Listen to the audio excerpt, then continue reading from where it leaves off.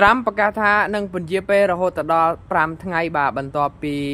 កាលពីមួយថ្ងៃមុនត្រាំបាននិយាយថានឹងដាក់អោសានវ៉ាតឲ្យអ៊ីរ៉ង់ត្រឹមតែ24ម៉ោងតែ48ម៉ោងតែប៉ុណ្ណោះតែពេលនេះ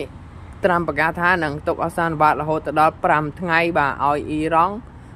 យល់ព្រមចុះចាញ់បើមិនព្រមចុះចាញ់ទេអ៊ីរ៉ង់អាមេរិកនឹងវាយកន្លែងផ្ទុកធម្មពលអគ្គិសនីរបស់ទេអ៊ីរ៉ង់ចោលទាំងអស់របស់អ៊ីរ៉ង់បាទហើយឥឡូវនេះអត់ដឹងមិនមកទេឥឡូវត្រាំគាត់និយាយម្ដងចេះម្ដងចោះបាទកាលមុន48ម៉ោងឥឡូវឡើងដល់5ថ្ងៃហើយមិញហ្នឹងដែរស្រាប់តែ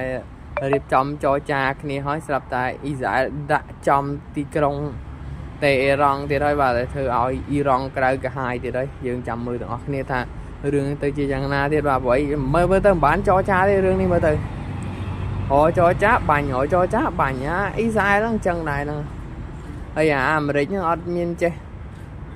ណែនាំកូនចៅអីសោះហ្មងអើយយ៉ាប់មែនទៅសម្រាប់អីឲ្យភពលោកសុកសានត្រាណែតបានមែនហ្មង